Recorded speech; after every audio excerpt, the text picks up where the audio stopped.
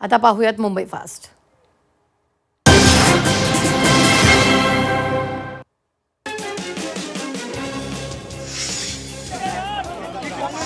तरुणावर केलेल्या लाठीचार्ज प्रकरणी पंतप्रधान मोदींनी विद्यार्थ्यांची माफी मागावी तसंच अमित शहांचा राजीनामा घ्यावा अशी मागणी राहुल गांधींनी केली। विद्यार्थ्यांच्या आंदोलनाला पाठिंबा देत राहुल गांधींनी काल पंतप्रधान नरेंद्र मोदींच्या निवासस्थानाबाहेर आंदोलन केलं होतं।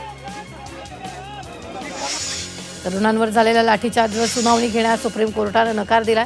सुप्रीम कोर्टानं तातडीनं सुनावणी घेण्यास नकार दिलाय। व्हिडिओ पाहण्यात कोणताही रस नसल्याचं कोर्टानं म्हटलं। तसंच आमचा वेळ वाया घालवू नका असं सुद्धा यावेळी कोर्टानं म्हटलं। बीजेपीच्या आंदोलनाला पाठिंबा देण्यासाठी मराठा आंदोलक मनोज जरांगेंनी अभिजित दिपकेंची भेट घेतली। यावेळी संपूर्ण परिस्थिती जाणून घेत जरांगेंनी सरकारला इशारा दिलाय, पुन्हा हल्ला झाला तर भाजप सरकारला महाराष्ट्र राज्यात फिरू देणार नाही असा इशारा जरांगेंनी दिला। विद्यार्थ्यांवर झालेल्या लाठी हल्ल्याच्या निषेधार्थ वंचितनं उद्या महाराष्ट्र बंदची हाक दिली। पोलिसांनी अमानुषपणे केलेल्या मारहाणीत मुलींनाही सोडलं नाही। हा केवळ एका राजीनाम्याचा किंवा जबाबदारीचा प्रश्न नाहीये, मुलांची आत्महत्या नसून ती सिस्टीमनं घेतलेला जीव आहे असा आरोप सुजात आंबेडकरांनी केला।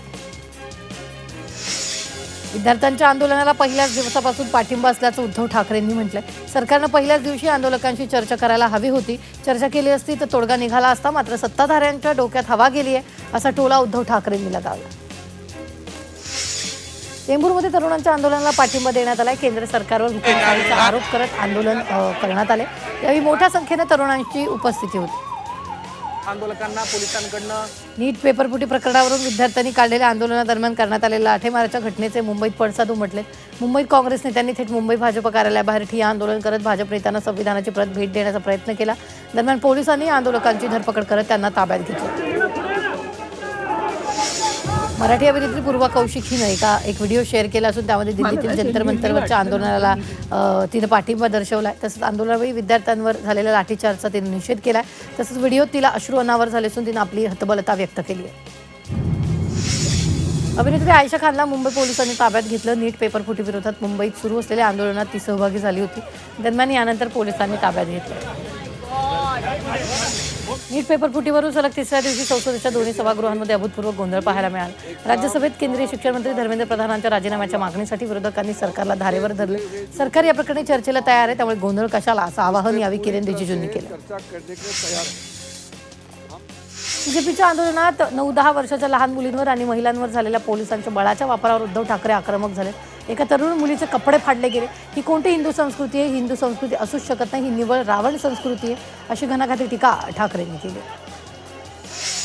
विद्यार्थ्यांच्या आंदोलनावरून राजकारण तापलंय। फेसलेस आंदोलनाचा फायदा काही पक्ष स्वतःच्या फायद्यासाठी करून घेत असल्याची टीका मुख्यमंत्र्यांनी केली।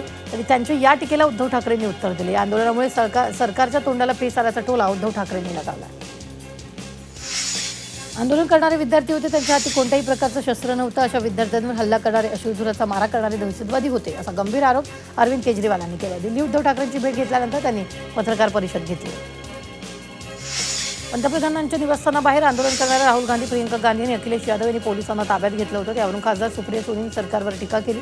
भारताच्या विरोधी पक्षनेत्याला मिळालेली वागणूक ही लोकशाही विरोधी असल्याचा घणाघात सुप्रिया सुळेंनी केला। जंतर मंतरवर मैदानावर सुरू असलेल्या विद्यार्थ्यांच्या आंदोलनावर झालेल्या लाठीचार्जचा काँग्रेस नेते विजय वडेट्टीवार यांनी निषेध केला। तसंच सरकार आंदोलनाला का घाबरतंय असा सवाल त्यांनी उपस्थित केला। यावेळी त्यांनी लोकशाहीचा गळा घोटणार सरकार अशी सरकारची नोंद होईल अशी टीका त्यांनी केली। सामनाच्या अग्रलेखातून केंद्र सरकारवर टीका करणे, मोदी सरकारची घसरगुंडी सुरू झाली। लोकशाहीची ठोकशाही दिल्लीतील रस्त्यावर पाहायला मिळाली। सत्ताधारी संवाद का साधत नाहीत असा सवाल सामनाच्या अग्रलेखातून विचारण्यात आला। मनोज जरांगेंना दिल्लीच्या जंतर मंतरवर विद्यार्थ्यांनी हिंदीत बोलण्याचा आग्रह केला, मात्र मी हिंदीत बोललो तर तुम्ही तुमची हिंदी विसराल अशी मिश्किल टिप्पणी जरांगेंनी त्यांच्या शैलीत केली। जंतर मंतरवर अभिजित दिपकेची भेट घेतल्यानंतर जरांगेंनी विद्यार्थ्यांशी मराठीत संवाद साधला। राज ठाकरेंच्या घराबाहेर पोलीस बंदोबस्त वाढवण्यात आला। काल अचानक सीजेपीचे आंदोलक राज ठाकरेंच्या घरासमोर जमा झाल्यानं गोंधळ निर्माण झाला होता। त्या पार्श्वभूमीवर आज राज ठाकरे यांच्या घराबाहेर मोठा पोलीस बंदोबस्त तैनात करण्यात आला। जंतर मंतरवर सुरू असलेलं आंदोलन स्पॉन्सर आंदोलन आहे। नरेंद्र मोदींच्या नेतृत्वात देशात विकासाचा झंझावात सुरू असताना विरोधक आंदोलकांच्या माध्यमातून वेगळा अजेंडा राबवत असल्याची टीका रवींद्र चव्हाणांनी केली। या आंदोलनाला कोणत्या देशातून फंडिंग येतं हे लवकरच बाहेर येईल असं सुद्धा त्यांनी म्हटलं। शरद पवारांनी सकाळी अचानक संसदेत पंतप्रधान नरेंद्र मोदींची भेट घेतली। या भेटीचे काही फोटो समोर आले। त्यामध्ये पंतप्रधान मोदी हे अगदी हाताला धरून शरद पवार यांना आपल्या कक्षात आणताना आणि हसत खेळत त्यांच्याशी गप्पा मारताना दिसतात। भिवंडी महापालिकेच्या महासभेत राणा झाला. आमदार रईस शेख यांच्या विधानावरून भाजप आणि काँग्रेस नगरसेवकांमध्ये जोरदार घोषणाबाजी करत वाद झाला. गोंधळामुळे सभागृहाचं कामकाज काही काळ ठप्प झालं.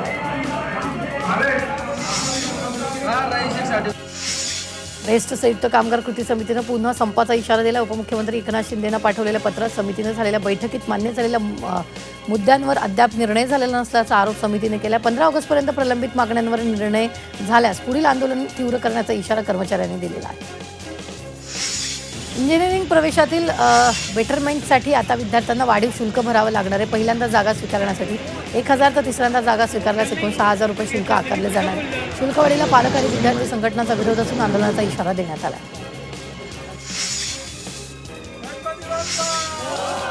मुख्यमंत्री देवेंद्र फडणवीसांच्या वाढदिवसानिमित्त मुंबई पालिकेच्या सार्वजनिक आरोग्य खात्यातर्फे कर्करोग तपासणीचे आयोजन करण्यात आले. यावेळी 30 वर्षावरील महिलांसाठी अत्याधुनिक यंत्रणेच्या आधारे कर्करोग तपासणी करण्यात आली. या शिबिराचं मुंबईच्या महापौर ऋतू तावडेंनी उद्घाटन केले.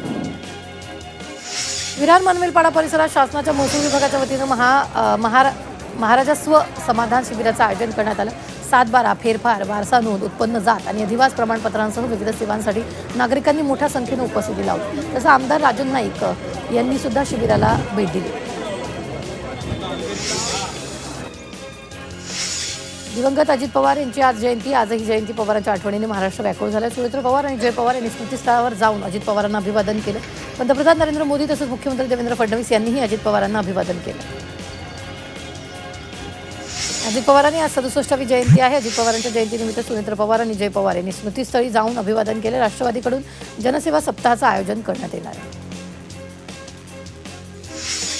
मुंबईच्या पश्चिम उपनगरातील पाणीपुरवठा सुधारण्यासाठी महापालिका 10 कोटी रुपयाचा प्रकल्प राबवणार.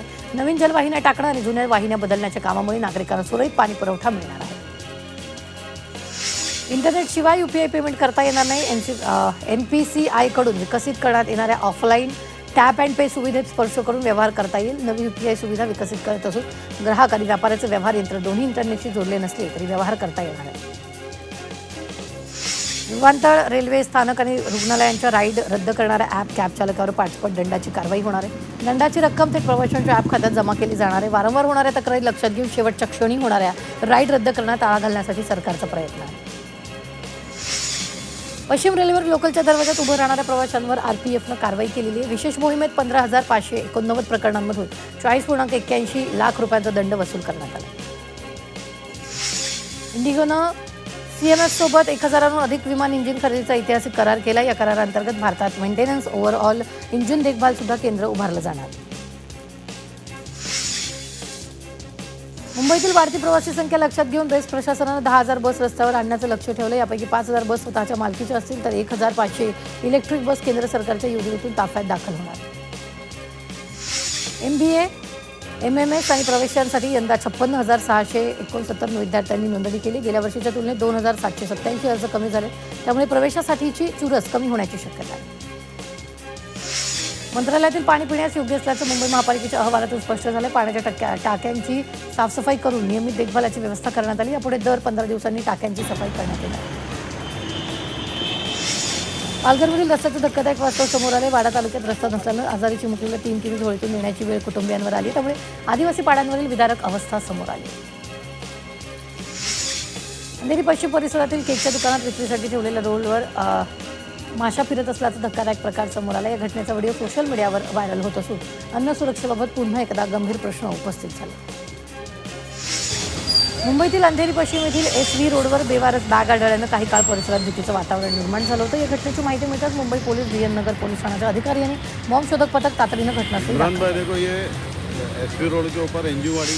मुंबईत गेल्या 3 वर्षात हिवताप आणि लेप्टोस्पायरोसिसमुळे होणाऱ्या संशयित मृत्यूमध्ये वाढ झाल्याचं RTIमधून समोर आलेलं आहे.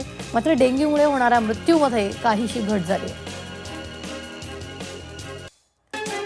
राज्यात पुढील 4 ते 5 दिवसात देशात मान्सून पुन्हा जोरदार सक्रिय होण्याची शक्यता. पूर्व मध्य प्रदेशातील चक्राकार वाऱ्यांची स्थिती आणि अरबी समुद्रावरून येणाऱ्या जोरदार वाऱ्यांमुळे पश्चिम किनारपट्टीवर पावसाचा जोर वाढेल. त्यामुळे नागरिकांना सतर्कतेचा इशारा देण्यात आला. पालघर जिल्ह्यात पावसाचा जोर वाढलाय. धामणी धरण 72.25% भरलं असून हे धरण पूर्ण क्षमतेनं भरण्याची शक्यता येत्या 24 तासात धरणाचे 3 दरवाजे उघडण्यात येणार आहेत. अंबरनाथच्या अनेक भागात वादळी वाऱ्याचा मुसळधार पाऊस झाला. वादळामुळे फॉरेस्ट नाका परिसरात असलेल्या CNG पंपाचे छत कोसळले. ही संपूर्ण घटना सीसीटीव्ही कॅमेऱ्यात चित्रित झाली असून सुदैवानं घटनेत कुठलीही जीवितहानी झाली नाही. 2 दिवसांपासून कोसळणाऱ्या संततधार पावसामुळे शहापूर मुरबाड तालुक्याचा संपर्क तुटलाय. काळू नदीला पूर आल्यानं चिखली आणि अंबरजे गावाजवळ महत्त्वाचा पूल पाण्याखाली गेला. या पुलावरून ये जा करणाऱ्या जवळपास 10 ते 15 गावांचा एकमेकांशी संपर्क तुटला. ठाण्यातील आनंदनगर येथील 2 घरांवर झाड कोसळल्याची दुर्घटना घडली, तर एका घराच्या छताचं पत्र तुटून मोठं नुकसान झालं. सुदैवाने या घटनेत कोणतीही जीवितहानी झाली नाही. जून महिन्यात पावसानं मारलेल्या देडीमुळे निर्माण झालेली मुंबईची पाणीपुरवठ्याची चिंता अखेर दूर झाली. जुलै महिन्यातील पावसामुळे शहापूर तालुक्यातील तानसा धरण पूर्ण क्षमतेने भरून ओसंडून वाहू लागलं. विरारमधील सिद्धेक सोसायटीतील घराच्या बाथरूममध्ये विषारी नाग आढळला. सर्व मित्रांना तातडीने धाव घेऊन नागाला पकडून सुरक्षित स्थळी सोडलेलं. मुंबईतील बेस बस अपघाताबाबत प्राथमिक चौकशीत मानवी चूक आणि रॅश ड्रायव्हिंगला जबाबदार ठरवण्यात आले. सुरक्षेसाठी चालक आणि वाहन तपासणीबाबत कंत्राटदारांना सूचना देण्यात आल्या. मुरबाड पोलिसांनी ट्रान्सफॉर्मर फोडून तांब्यांची तार चोरणाऱ्या आंतरजिल्हा टोळीचा पर्दाफाश केला. 7 आरोपींनी एक विधी संघर्षित बालकाला पोलिसांनी ताब्यात घेतलं. या कारवाईत ठाणे ग्रामीण आणि रायगडमधील 12 गुन्हे उघडकीस आले.